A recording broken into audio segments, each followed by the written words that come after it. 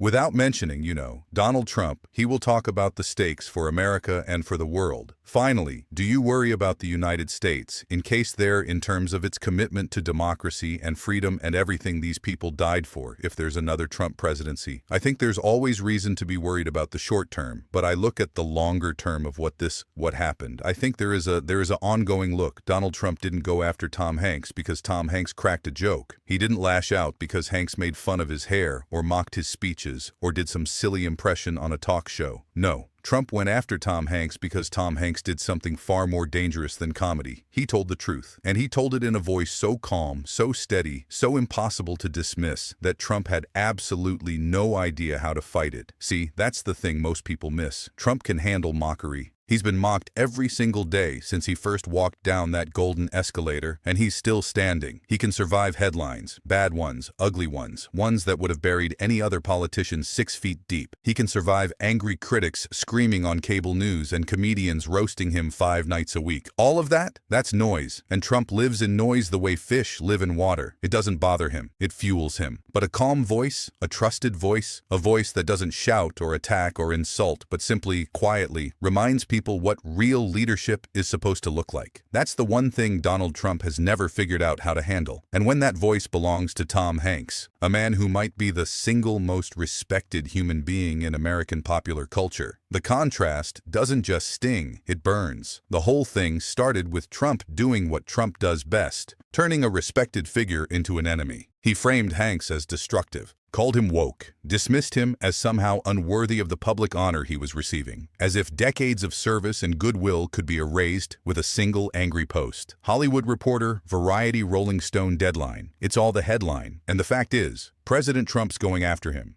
Tom Hanks was up for this Armed U.S. Military Academy Alumni Association Award. The Sylvanus Day Award for Outstanding Citizens. On the surface, it looked like just another entry in Trump's never-ending war against anyone who refuses to kneel. Another grievance, another name added to the list. Another morning where America woke up, checked their phones, and thought, who is it this time? But underneath the insult, buried beneath the bluster and the capital letters and the exclamation points, was something far more revealing, something that, once you saw it, you couldn't unsee. Tom Hanks had spoken, and the way he spoke was the real problem. He didn't rant.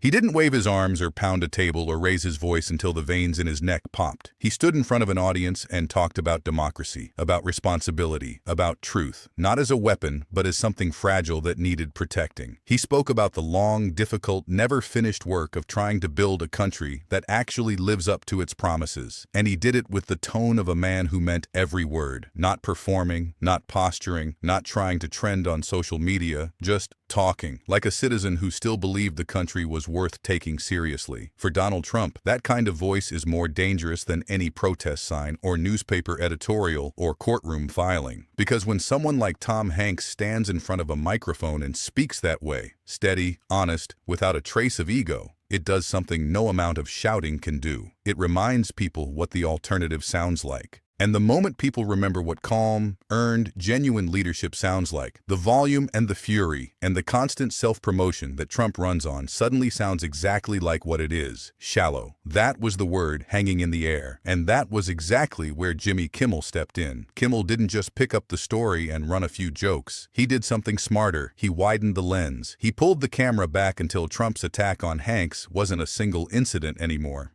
It was one frame in a much larger picture that had been developing for weeks. He started connecting moments the way a detective pins photos to a corkboard.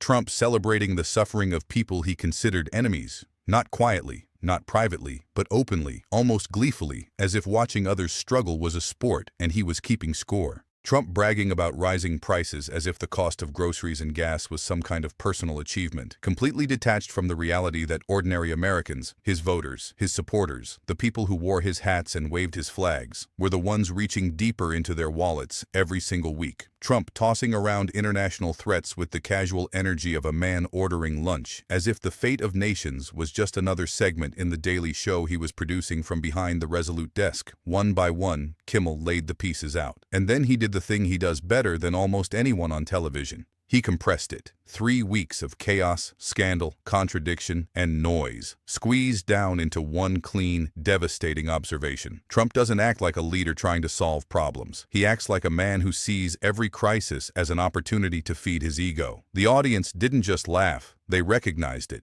You could see it in their faces, that flash of something deeper than amusement, the nod, the quiet exhale, the look that says, "I've been feeling that for months and I didn't know how to say it." And that recognition was what made the contrast with Hanks hit like a freight train. Because Tom Hanks has something Donald Trump cannot manufacture. Not with money, not with power, not with rallies or executive orders or gold-plated everything. Hanks has trust, real trust. The kind that doesn't need constant advertising. The kind that doesn't require a daily press conference or a social media blitz or a team of surrogates fanning out across cable news to explain why he's actually a good person. Tom Hanks doesn't have to shout about being loved. He is loved. He doesn't have to market decency like a product on a shelf. People already associate him with it. Not because he told them to, but because he's spent 40 years earning it, one quiet choice at a time.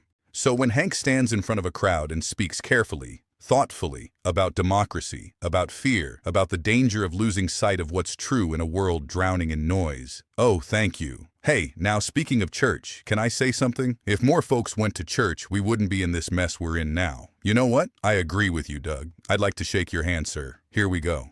No.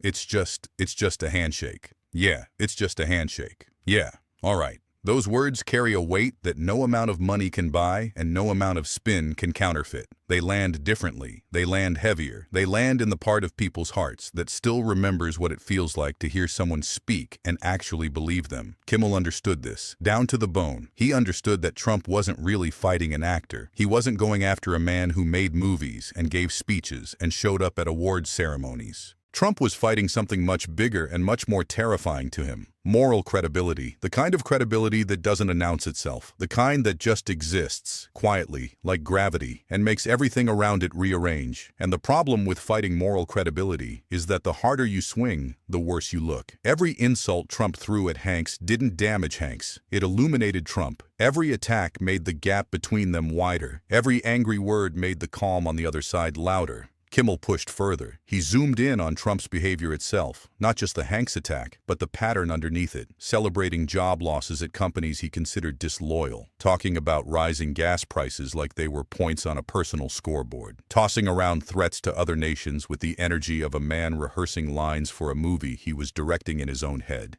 And even in the smaller moments, the ones most people would have missed, the same engine was running. A conversation with his own granddaughter on a golf cart became another stage for self-congratulation. A casual family moment turned into a performance. That was one of Kimmel's sharpest observations of the entire night. Trump doesn't stop performing, not for cameras, not for crowds, not even for children, because performance isn't something he chooses to do. It's the only language he fully trusts, the only mode he knows. It's not strength, it's not confidence, it's compulsion. And once Kimmel named it, once he said it out loud in a room full of people who had been watching it happen for years, it couldn't be unnamed. Then Kimmel turned a corner, and the story got darker. He pulled up the election issue, the constant drumbeat of claims about fraud, about rigged systems, about saving America from forces that were never clearly defined. And he showed, with the patience of a teacher drawing a diagram on a whiteboard, how Trump wraps control in the language of freedom, how he uses phrases about protecting the country while pushing ideas that don't look like protection at all. They look like someone slowly, carefully, methodically narrowing the rules of the game until only one outcome feels possible. His outcome. The pattern, again, mattered more than any single quote or clip. Trump doesn't just react to events. He tries to reshape reality around them. If the facts don't support him, he doesn't change his position. He tries to change the facts. If the rules don't favor him, he doesn't play harder. He tries to rewrite the rules. And if none of that works, he declares the entire game illegitimate and walks away, calling himself the winner. Kimmel didn't overcomplicate it. He didn't bury it under political jargon or historical references. He translated it, simply clearly, the way you'd explain it to a friend sitting across the table. And the audience felt every word. By the time the monologue reached its final stretch, the story had grown far beyond where it started. It was no longer about Trump versus Tom Hanks. It was no longer even about Trump versus Jimmy Kimmel. It had become something bigger, something that the people in that audience and the millions watching from their couches could feel shifting under their feet. It was about what happens when truth, humor, and credibility all hit the same target at the same time. Hanks brought the moral contrast. He stood there, calm and decent and impossibly steady, and simply by existing in the same conversation as Trump, he made the difference between earned respect and demanded attention impossible to ignore. Kimmel brought the evidence and the edge. He took the clips, the quotes, the contradictions, the patterns, and he sharpened them into a blade so precise that by the time it cut, the audience barely felt it. They just looked down and saw the wound. And Trump did what he always does. Instead of answering either of them with clarity, instead of offering a real defense, a real counter, a real moment of leadership, he lashed out. He attacked. He tried to punish. He tried to discredit. He tried to flip the script and turn criticism into proof that he was the real victim, the man unfairly targeted, the fighter surrounded by enemies who just couldn't handle how great he was. But the response only made the picture sharper, because when you watch a man swing wildly at someone who's standing completely still, the motion doesn't make the swinger look powerful. It makes him look afraid. Tom Hanks didn't need to overpower Trump. He didn't need a microphone or a rally or a crowd of supporters chanting his name. Jimmy Kimmel didn't need to scream or pound his desk or deliver some earth-shaking monologue that echoed through the halls of Congress. Neither of them needed any of that. They simply showed up. They stood where they stood, and they let the audience see, really see, the difference between a man who spends every waking moment demanding admiration and people who had actually, quietly, over the course of entire lifetimes, earned respect. That was the wound Trump couldn't spin away. That was the cut that no press secretary could stitch. Because once the audience saw it, once they watched kindness standing next to grievance, steadiness standing next to chaos, earned trust standing next to borrowed power, the comparison stopped being entertainment. It stopped being comedy. It stopped being political theater. It started feeling like judgment. If that moment hit you the way it hit everyone in that room, subscribe right now. Turn on notifications. Drop a comment and tell us, when you watch the contrast between these men, what did you feel? Because these stories aren't just about celebrity feuds and late-night comedy. They're about the quiet, invisible lines that separate real leadership from performance. And we've got a lot more of them coming. Stay close, because the next one might be the one that makes you see everything differently.